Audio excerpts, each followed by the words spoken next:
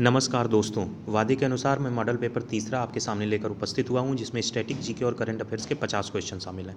आइए बिना किसी देरी की शुरुआत करते हैं। पहला प्रश्न है, चंद्रगुप्त मौर्य का पुत्र कौन था? बिंदुसार, चंद्रगुप्त द्वितीय, अशोक या फिर बिंबिसार? चंद्रगुप्त मौर्य का जो पुत्र था उसका नाम था बिंदुसार। चंद्रगुप्त मौर्य के पुत्र का नाम था बिंदुसार। इसको अमित्र घात भी नाम दिया गया है, अमित्र घात भी कहा जाता है। अगर पूछा जाए कि अमित्र घात किसे कहा जाता है तो आप आसानी से बता सकते हैं कि अमित्र घात किसे कहा जाता है। चंद्रगुप्त मौर्य के पुत्र बिंदुसार को कहा जाता है। अगला प्रश्न है, पानीपत की द्वितीय लड़ाई किन दो सेनाओं के बीच लड़ी गई थी? बाबर तथा लोधी साम्राज्य, बाबर तथा राणा सांगा, अकबर तथा हेमू या अकबर तथा मेवाड़ के राणा? तो पानीपत की दूसरी लड़ाई अकबर और हेमू के बीच हुई थी, जिसमें हेमू भाई साहब पराजित हो गए थे। और ये द्वितीय लड़ाई हुई कब थी? ये द्वितीय लड़ाई हुई थी 5 नवंबर 1556 में। 1556 आप याद रखिए, ये ज़्यादा इंपॉर्टेंट। सम्राट हर्ष ने अपनी राजधानी थानेश्वर से कहाँ स्थानांतरित की थी? सम्राट हर्ष जो था ये कन्नौज की गद्दी पर बैठा था, तो इसने थानेसर से जो राजधानी थी वो कन्नौज स्थानांतरित कर दी थी। और इसके साथ साथ ऐतिहासिक तौर पर अगर जाना जाए तो राजश्री नाम का व्यक्ति भी समानांतर गद्दी पर बैठता था। पूछा जा सकता है कि सम्राट हर्ष के साथ गद्दी पर बैठने वाला और एक व्यक्ति कौन था, तो वो था राजश्री। ठीक है, तो उसके विकास को ध्यान में रखते हुए कन्नौज को इसने राजधानी थानेश्वर से स्थानांतरित कर दी थी। अगला प्रश्न है, जेजे का भुक्ति प्राचीन नाम था बघेलखंड का, बुंदेलखंड का, मालवा का, विदर्भ का? तो जेजाक भुक्ति जो था ये बुंदेलखंड का प्राचीन नाम था। अब बुंदेलखंड का प्राचीन नाम जेजाक भुक्ति क्यों था, अगर ये बात पूछी जाए तो चंदेल वंश के जो संस्थापक नन्नुक थे, इनका नाती यानी पौत्र जय सिंह था, जिसको जेजा भी कहते थे। उसी के नाम को इज्जत देने के लिए जेजाक भुक्ति नाम बुंदेलखंड का रख दिया गया था। चंदेल वंश के संस्थापक नन्नुक के पौत्र जय सिंह, जिन्हें जेजा नाम से जाना जाता था, उनके नाम पर जेजाक भुक्ति नाम बुंदेलखंड का रखा गया था। चलिए आगे बढ़ते हैं नेक्स्ट क्वेश्चन की तरफ। अगला प्रश्न है, महमूद गजनवी का दरबारी इतिहासकार कौन था? हसन निजामी, कुतबी, फिरदौसी या फिर चंद बरदाई? तो आपको बता दें, महमूद गजनवी बड़ा ही पढ़ा लिखा और सम्मान देने वाला साहित्य और कला का था। इसका दरबारी इतिहासकार था उतबी। उतबी की एक दो किताबें हैं जो पूछी जाती हैं, किताब उल यामिनी और तारीख ए यामिनी। तो यामिनी वर्ड याद रखिए, किताब और तारीख आगे लग जाता है। किताब उल यामिनी और तारीख ए यामिनी, ये उतबी के एक तरीके से ग्रंथ हैं और महमूद गजनवी का दरबारी इतिहासकार था। अगला प्रश्न है, निम्नलिखित में से कौन एक युग में सुमेलित नहीं है? तो ये जो लिखा है इधर, दीवान मुस्तकराज, दीवान अमीर कोई, दीवान खैरात, दीवान रियासत, ये विभाग हुआ करते थे। इनके नाम ये उर्दू में लिखे हुए हैं। अगर इनका एग्जैक्ट नाम जाने तो मुस्तकराज जो था ये राजस्व विभाग से रिलेटेड था, ये अलाउद्दीन खिलजी के ही समय का था। दीवान अमीर कोई ये मोहम्मद तुगलक का ही था। अमीर कोई जो था ये कृषि विभाग से संबंधित था। और दीवान खैरात ये दान विभाग से संबंधित था, ये भी फिरोज तुगलक का था। ये तीनों तो सही दिए हुए। दीवान रियासत ये फिर से अलाउद्दीन खिलजी का ही था, ये फिर से अलाउद्दीन खिलजी का था, बलबन का नहीं था। और रियासत का अर्थ था ये बाजार नियंत्रण वगैरह करना, कि हमारी कितनी रियासत है ये सब देखभाल करना। तो बाजार नियंत्रण विभाग रियासत से है, खैरात दान विभाग से है, अमीर कोई कृषि विभाग से है, और मुस्तकराज जो है वो राजस्व विभाग से है। तो इस तरीके से इस प्रश्न का सही आंसर हो जाएगा दीवान रियासत अलाउद्दीन खिलजी, जो कि सही सुमेलित नहीं है। वेदों की ओर लौटो का नारा किसने दिया था? ये नारा दिया था दयानंद सरस्वती ने। और दयानंद सरस्वती के बारे में क्या जानते हैं? 1875 अप्रैल में बॉम्बे में इन्होंने आर्य समाज की स्थापना की थी। 1875 में बॉम्बे में आर्य समाज की स्थापना की थी दयानंद सरस्वती ने।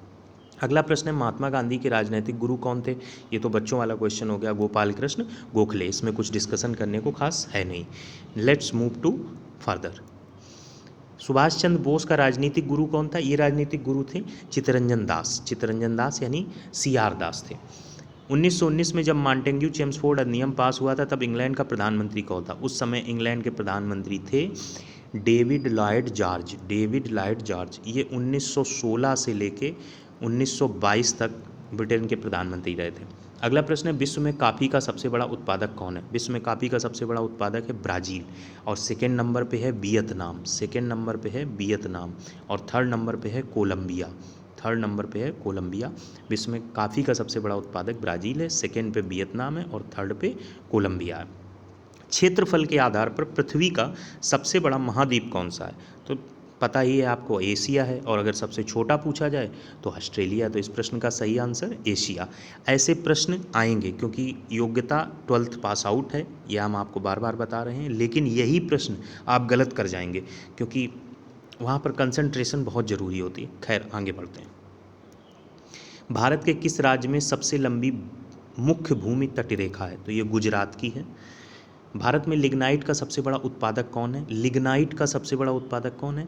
लिग्नाइट का सबसे बड़ा उत्पादक कौन है? तमिलनाडु है। लिग्नाइट का सबसे बड़ा उत्पादक तमिलनाडु है। आज के इस पेपर में जो करंट अफेयर्स के क्वेश्चंस हैं वो बहुत क्वालिटी वाले हैं। इसमें स्टैटिक जीके आपको थोड़ा सरल लग रही होगी, आते हैं सरल क्वेश्चंस भी आते हैं। और नेक्स्ट मॉडल पेपर्स में हम थोड़ा वैरायटी भी रखेंगे। भारत की सबसे लंबी नदी कौन सी है? कावेरी, गंगा, गोदावरी, ब्रह्मपुत्र। भारत की सबसे लंबी नदी गंगा है। वैसे देखा जाए तो सिंधु और ब्रह्मपुत्र गंगा से बड़ी हैं, लेकिन भारत में वो गंगा से छोटी हैं क्योंकि उनका ओरिजिन जो है भारत से परे भी चला जाता है। श्वेत क्रांति का संबंध किससे है? श्वेत क्रांति का संबंध है दुग्ध उत्पादन से। और अगर पूछ दें श्वेत क्रांति के जो जनक है वो कौन है, तो वर्गीज कुरियन। कौन है? वर्गीज कुरियन, ये श्वेत क्रांति के जनक हैं। नेक्स्ट क्वेश्चन की तरफ मूव करते हैं। भारतीय रिजर्व बैंक का राष्ट्रीयकरण किस वर्ष किया गया था? भारतीय रिजर्व बैंक का राष्ट्रीयकरण किया गया था, किस वर्ष किया गया था? 1948, 1945, 1949, 1947, 1949 में किया गया था। वो भी कब किया गया था? जनवरी, 1 जनवरी को किया गया था। और अगर स्थापना पूछी जाए कब की गई थी, तो 1 अप्रैल 1935 को की गई थी। 1 अप्रैल 1935 को स्थापना की गई थी और 1 जनवरी 1949 को राष्ट्रीयकरण किया गया था। तो इसका सही आंसर हो जाएगा 1949। भारत का आर्थिक सर्वेक्षण प्रत्येक वर्ष सरकारी तौर पर प्रकाशित किया जाता है। भारतीय रिजर्व बैंक द्वारा, योजना आयोग द्वारा, भारत सरकार के वित्त मंत्रालय द्वारा, भारत सरकार के उद्योग मंत्रालय द्वारा। आर्थिक सर्वेक्षण भारत सरकार के वित्त मंत्रालय के आर्थिक विभाग द्वारा किया जाता है। तो ये चीज़ याद रखने वाली। भारत में सीमांत जोत का आकार है। सीमांत जोत को क्या बोलते हैं? सीमांत जोत को माइनर लैंड होल्डिंग भी बोलते हैं, मार्जिनल लैंड होल्डिंग बोल सकते हैं। इसकी जो आकार होता है ये 1 हेक्टेयर से कम होता है। और अगर बृहद जोत की बात की जाए तो उसका आकार 10 हेक्टेयर से अधिक होता है। बृहद जोत की बात की जाए तो उसका आकार 10 हेक्टेयर से अधिक होता है। किसे प्लास्टिक मनी कहा जाता है? जितने भी credit card, debit card, master card, ये सारे हम स्मार्ट कार्ड यूज करते हैं, ये सारे प्लास्टिक मनी कहलाते हैं, जिसमें हम उसका यूज करके शॉपिंग वगैरह कर सकते हैं, पैसे भी निकाल सकते हैं। तो this is right answer, credit card होगा। Let's move to the further question. निम्नलिखित में किस अनुच्छेद में इंडिया को भारत भी कहा गया? अनुच्छेद 1 में कहा गया है कि भारत अर्थात इंडिया राज्यों का संघ होगा। तो इसका सही आंसर अनुच्छेद 1 होगा। ये कुछ स्ट्रेट फॉरवर्ड क्वेश्चन हैं। भारतीय संविधान में कितने मौलिक कर्तव्य उल्लिखित हैं? मौलिक कर्तव्य 11 उल्लिखित हैं। अगर हम पूछ दें कि ये किस आर्टिकल में है, तो ये आर्टिकल 51A में है। अगर हम पूछ दें कि ये किस अमेंडमेंट या संविधान संशोधन के द्वारा जोड़े गए हैं, तो ये 42 अमेंडमेंट 1976, 42वें संविधान संशोधन 1976 के द्वारा जोड़ा गया। स्वतंत्र भारत की लोकसभा का पहला अध्यक्ष कौन था? हुकुम सिंह, बलराम भगत, रवि राय, जीबी मावलंकर। जीबी मावलंकर या गणेश वासुदेव मावलंकर थे अध्यक्ष। ये 1952 से 56 के बीच तक रहे थे। 1952 से 56 के बीच तक रहे थे। इलाहाबाद उच्च न्यायालय की स्थापना कब हुई थी? 1865, 1866, 1867, 1916। इसका आंसर 1866 आप खूब पढ़े होंगे, लेकिन इसके पीछे जो रीजन है वो ये है, 1866 में सबसे पहले, तब तो उत्तर प्रदेश नहीं था, प्रांत था। उस समय आगरा में उच्च न्यायालय उत्तर प्रांत के लिए स्थापित किया गया था। बाद में इसको 1869 में इलाहाबाद में शिफ्ट कर दिया गया। लेकिन क्वेश्चंस का पैटर्न यही आता रहा है, आंसर यही बताया जाता रहा है, तो यही आंसर आप वहाँ लगाइएगा। लेकिन फैक्ट जान लीजिए कि उच्च न्यायालय की स्थापना 1866 में हुई थी आगरा में, जिसको बाद में इलाहाबाद में शिफ्ट कर दिया गया। लेकिन उस 3 साल के अंतराल को यही मान के चला गया कि ये इलाहाबाद उच्च न्यायालय प्राथमिक तौर पर पहले आगरा में था, अब इलाहाबाद में आ गया। तो इसका सही आंसर 1866 है। अगर घुमा फिरा के पूछे तो आपको जानकारी होना जरूरी है। Let's move to the next question. नगर पालिका में महिलाओं के लिए कितनी सीटें आरक्षित होती हैं? पहले तो ये जान लीजिए कि नगर पालिका, अगर आपसे पूछ दे नगर पालिका संविधान के किस भाग में है, तो ये 9th A में है। 9th A में है संविधान के, या 9 में है। और यहाँ पे नगर पालिका का वर्णन किया गया। और नगर पालिका का वर्णन जो भाग 9 का है, ये किस अमेंडमेंट के द्वारा जोड़ा गया था? तो ये 74 अमेंडमेंट 74 संविधान संशोधन 1992 के द्वारा जोड़ा गया था। 74 संविधान संशोधन 1992 के द्वारा जोड़ा गया था। अब महिलाओं के लिए कितनी सीटें आरक्षित हैं? 1/3। निम्नलिखित में कौन से यंत्र का प्रयोग आर्द्रता को मापने के लिए किया जाता है? ह्यूमिडिटी के लिए, तो ये आर्द्रता मापी। ये तो बहुत सिंपल सा क्वेश्चन है। आवर्त सारणी के रूप में तत्वों का वर्गीकरण सर्वप्रथम किसने किया था? आवर्त सारणी के रूप में तत्वों का वर्गीकरण सर्वप्रथम मेंडलीफ ने किया था, लेकिन किस आधार पर किया था? जो तत्व थे वो किस आधार पर थे? वो एटॉमिक वेट के आधार पर थे। एटॉमिक नंबर के आधार पर किसने किया था? एटॉमिक नंबर के आधार पर मोजले ने किया था। अगर ये पूछा जाए आधुनिक आवर्त सारणी का जनक कौन है, तो मोजले हैं। परमाणु भार के आधार पर तत्वों का वर्गीकरण किसने किया था? मेंडलीफ ने। परमाणु क्रमांक के आधार पर किसने वर्गीकरण किया था? मोजले ने। आवर्त सारणी को पीरियोडिक टेबल भी कहते हैं इंग्लिश में। Let's move to the next question.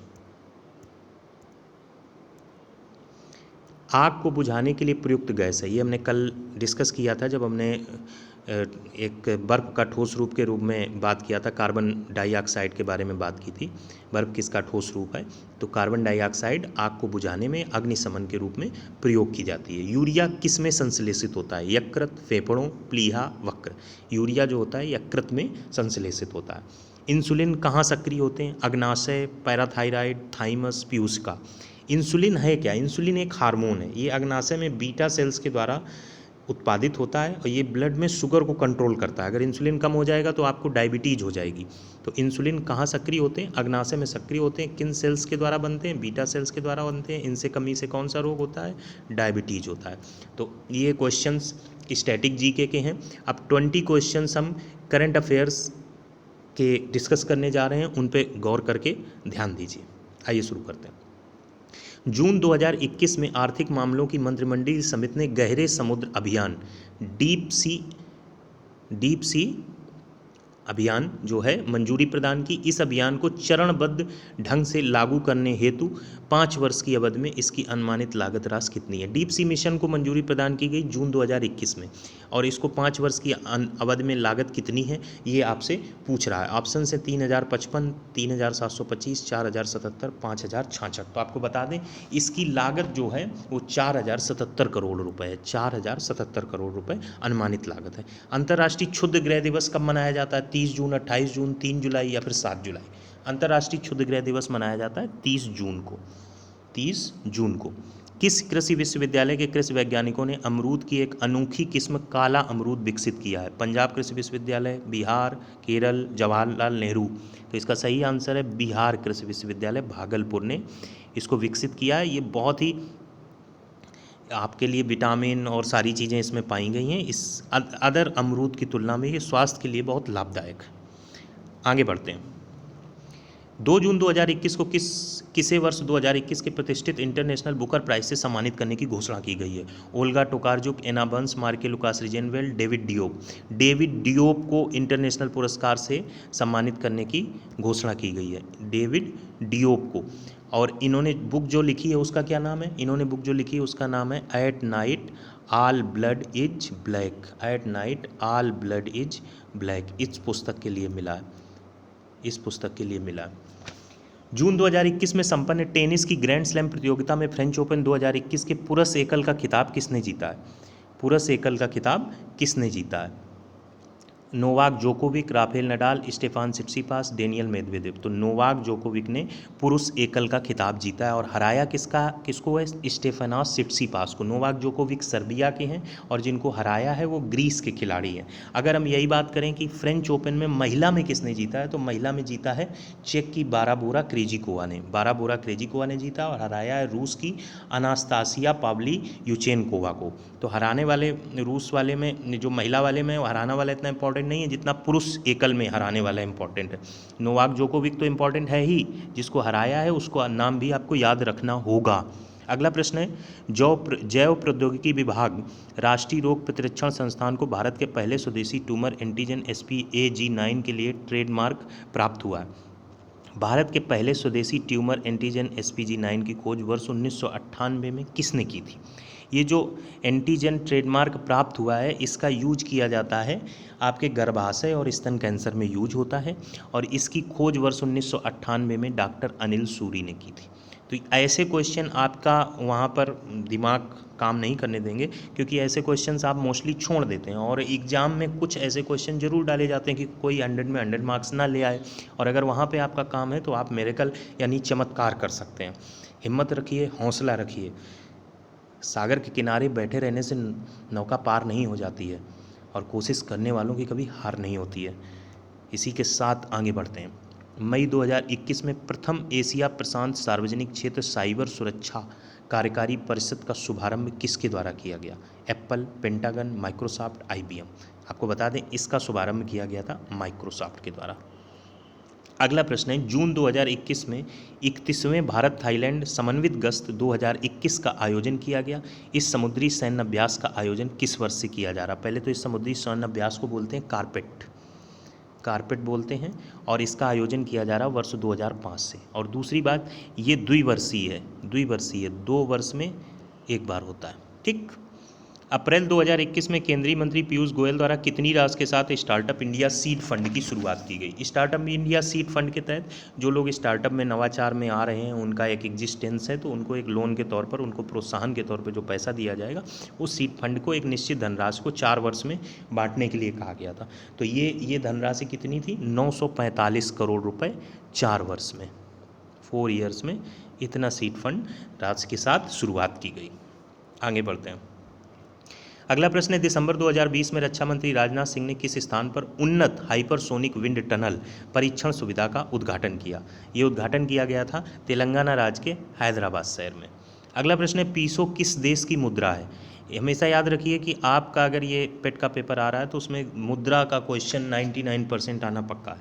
पीसो किस देश की मुद्रा है? मैक्सिको की। इटली की क्या है? इटली की यूरो है। और जापान की क्या है? येन है। निम्नलिखित का मिलान कीजिए। सोमनाथ मंदिर कहाँ है? सोमनाथ मंदिर गुजरात में है। कामाख्या मंदिर कहाँ है? असम में है। रामनाथ स्वामी मंदिर कहाँ है? तमिलनाडु में है। महाबोधि मंदिर कहाँ है? बिहार में। क्वेश्चन हल हो गया। आगे बढ़ते हैं। सूची 1 का सूची 2 से मिलान कीजिए। असद अली खां हैं वीणा से रिलेटेड। असद अली खां हैं वीणा से रिलेटेड। मल्लिकार्जुन है शास्त्रीय संगीत से रिलेटेड। बिस्मिल्लाह खां किससे रिलेटेड है? शहनाई से। और TN कृष्णन किससे रिलेटेड है? वायलिन से। India the future is now किसके द्वारा लिखी गई है? इंग्लिश के कुमार विश्वास शशि थरूर के द्वारा लिखी गई है।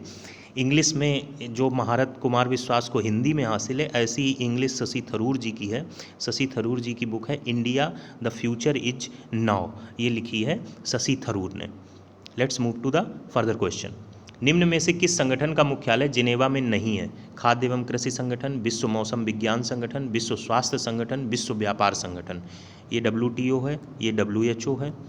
WTO, WHO, मौसम विज्ञान, ये तीनों जिनेवा में है। केवल ये FAO, food and agriculture organization का मुख्यालय जिनेवा में नहीं है। और अगर जिनेवा में नहीं है तो कहाँ है? तो ये मुख्यालय है रोम में, इटली के शहर रोम में इटली। ये खाद्य एवं कृषि संगठन का मुख्यालय। नोबेल पुरस्कार प्रतिवर्ष कहाँ बांटे जाते हैं? Manila, Stockholm, Geneva, New York. तो स्टॉकहोम में बांटे जाते हैं, लेकिन जो शांति का पुरस्कार है वो नॉर्वे के ओस्लो में दिया जाता है। नॉर्वे के ओस्लो शहर में बांटा जाता है। ये इंपॉर्टेंट है। नोबेल अगर पूछा जाए शांति नोबेल पुरस्कार कहाँ बांटे जाते हैं तो नॉर्वे के ओस्लो शहर में। निम्नलिखित में कौन सा पर्यावरण का एक अजैव घटक है? हरे पौधे, गैर हरे पौधे, परजीवी या पानी? तो पानी जो है एक एबायोटिक एलिमेंट है, अजैव घटक है। आगे बढ़ते हैं। विश्व पर्यावरण दिवस कब मनाया जाता है? 15 जून, 5 जून, 10 अक्टूबर, 8 मार्च। बिल्कुल सिंपल है, 5 जून को मनाया जाता है। क्षेत्रफल की दृष्टि से भारत का सबसे बड़ा राज्य कौन सा है? राजस्थान है। निम्नलिखित में कौन सा सुमेलित है? तो भरतनाट्यम कहाँ का है? तमिलनाडु का है, तो ये यहाँ का हो जाएगा। कुचिपुड़ी कहाँ का है? कुचिपुड़ी आंध्र प्रदेश का है, ये यहाँ हो जाएगा। कथकली कहाँ का है? कथकली केरल का है। और कथक कहाँ का है? इसमें दिया ही नहीं है, उत्तर प्रदेश का होगा। कथक UP का है। तो सही सुमेलित सिर्फ कौन सा है? कथकली का केरल। तो ये क्वेश्चन हमने जो 50 डिस्कस किए हैं, हो सकता है आपको थोड़े सिंपल लग रहे हो, तो याद रखिए पेट प्रारंभिक परीक्षा है, प्रीलिम्स है, इसके बाद मेंस होगा। और पेपर लेखपाल और कनिष्ठ सहायक और क्लर्क के लेवल का आना है। तो अननेसेसरी बहुत टफ भी नहीं पढ़ना है। जो नॉर्मल चीज़ें हैं वो वहाँ जाकर गलत ना हो तो पेपर में सफल होने की प्रोबेबिलिटी बढ़ जाती है। और कठिन चीज़ों पर आप थोड़ा सम्यक दिमाग लगाकर उसको करेंगे तो हो जाएगा। अगले वीडियो में मॉडल पेपर 4 के साथ मिलते हैं कुछ नए क्वेश्चंस के साथ। Thanks for watching the video.